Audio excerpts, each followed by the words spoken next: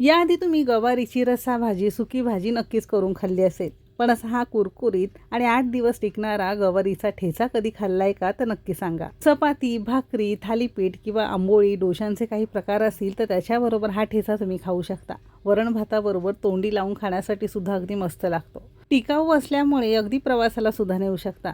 तर प्रत्येकाला कळेल अशा साध्या, सोप्या, सरळ भाषेत रेसिपी दाखवलेली आहे, म्हणून शेवटपर्यंत नक्की बघा. जर आवडली तर लाईक करा. चला तर मग सुरुवात करूया.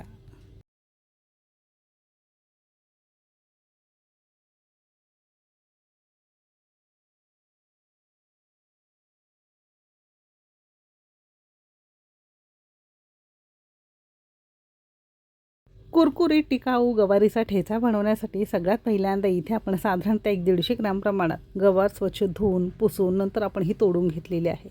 इथे आपण साधी गवार वापरलेली आहे. तुम्ही काटेरी गावरान गवार सुद्धा वापरू शकता. बाकी ही सगळी आपली रोजच्या वापरातली बेसिक जिन्नस. कमीत कमी साहित्यात तुम्ही हा ठेचा तयार करू शकता. आता घरामध्ये जर लोखंडी कढई किंवा तवा असेल तर त्यावर सुद्धा तुम्ही हे करू शकता. आता इथे आपण साधारणतः अर्धा कप आणि वजनी म्हणाल तर साधारणतः 100 ग्राम प्रमाणात कच्चे शेंगदाणे घेतलेले आहेत.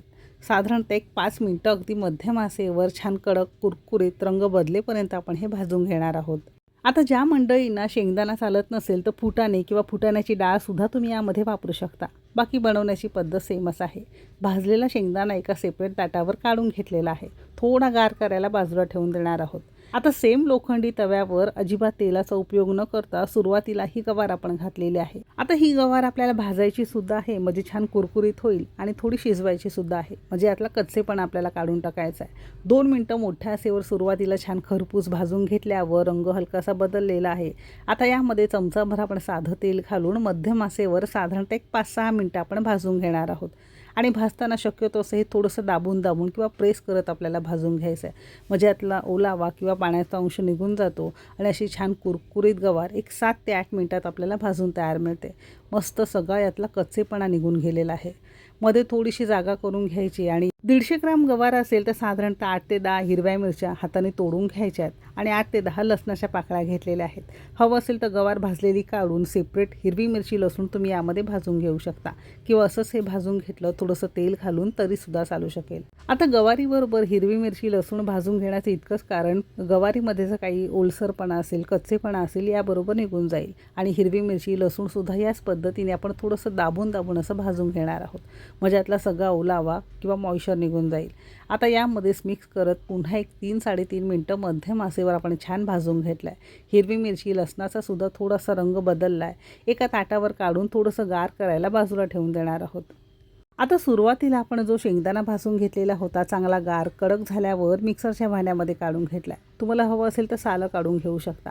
गवार, हिरवी मिरची, लसूणसुद्धा चांगला गार झाल्यावर छान कडक होतो, कुरकुरीत होतो आणि हे सुद्धा आपण मिक्सरच्या भांड्यामध्ये काढून घेतलं आहे. एक अर्धा कप किंवा अर्धी मूठ देठांसहित आपण यामध्ये कोथिंबीर घेतली आहे. चवीपुरतं किंवा अगदी अर्धा चमचा आपण यामध्ये मीठ घेतलेलं आहे. कोथिंबीर हवी असेल तर बारीक चिरून सुद्धा तुम्ही यामध्ये वापरू शकता. अजिबात पाण्याचा उपयोग न करता थोडंसं जाडसर भरड आपण करून घेतलं आहे. हवं असेल तर खलबत्त्यामध्ये सुद्धा करू शकता. आता याच तव्याला थोडंसं आपण तेल घेतलेलं आहे. साधारणतः 2 चमचे आपण या वाटीमध्ये तेल घेतलेलं होतं, त्यातलं सगळं आपण 2 चमचे वापरलं.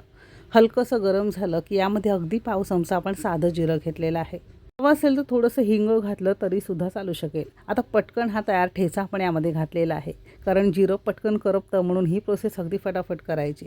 अगदी मिक्सरला लागलेलं सगळं आपण काढून घेतलं आहे. आता हे पुन्हा आपण थोडंसं परतून घेण्याचं इतकंच कारण आहे, जे काही यामध्ये ओलसरपणा, काही मॉइश्चर असेल तो सगळं असा भाजून निघून जाईल आणि असं थोडंसं भाजून घेतलं ना तर याला छान कुरकुरीतपणा येतो. मस्त सगळं मॉइश्चर निघून गेल्यामुळे तुमचा हा ठेचा किंवा चटणी टिकायला मदत होते आणि छान कुरकुरीसुद्धा होते, जी खायलाही अगदी मस्त लागते. थोडी थोडी गवार, दाण्यांचा कोट थोडा मोठा मोठा राहिला तरीसुद्धा छान. आता साधारणतः मध्यम आचेवर एक 3 ते 4 मिनटं उलथानाने थोडंसं दाबत दाबत आपण हा थोडासा परतून घेतलेला आहे आणि या स्टेजला आपण गॅस बंद केलेला आहे. सगळ्या शेवटी तुम्हाला हवं असेल तर थोडासा लिंबाचा रससुद्धा तुम्ही यामध्ये पिळून घेऊ शकता, म्हणजे आणखीन छान चव येते. असा हा थोडासा गार झाला की असा हा छान सुटसुटीत, कुरकुरीत आणि अगदी 8 दिवस टिकणारा तुमचा गवारीचा ठेचा तयार झालेला आहे. जितका हा गवारीचा ठेचा दिसायला छान कुरकुरीत दिसतो ना, खायला त्यापेक्षा छान लागतो. कधी ट्राय केला नसेल तर एकदा नक्की ट्राय करा. गरमागरम चपाती, भाकरी, डोसा, आंबोळी, वरण भात अगदी सगळ्यांबरोबर तुम्ही खाऊ शकता. फ्रीजमध्ये ठेवायचा अगदी 8 ते 10 दिवस चांगला राहतो. जर बाहेर ठेवत असाल तर 2 ते 3 दिवस चांगला राहतो. नक्की करून बघा. कसा झाला आहे कमेंट करून नक्की सांगा. रेसिपी आवडली असेल तर लाईक करा. चॅनलवर नवीन असाल सबस्क्राईब करा. इथपर्यंत रेसिपी बघितल्याबद्दल सगळ्यांचे मनापासून आभार. चला तर मग भेटू एक मस्त आणि जबरदस्त रेसिपीसोबत. तोपर्यंत मस्त खा आणि स्वस्त रहा.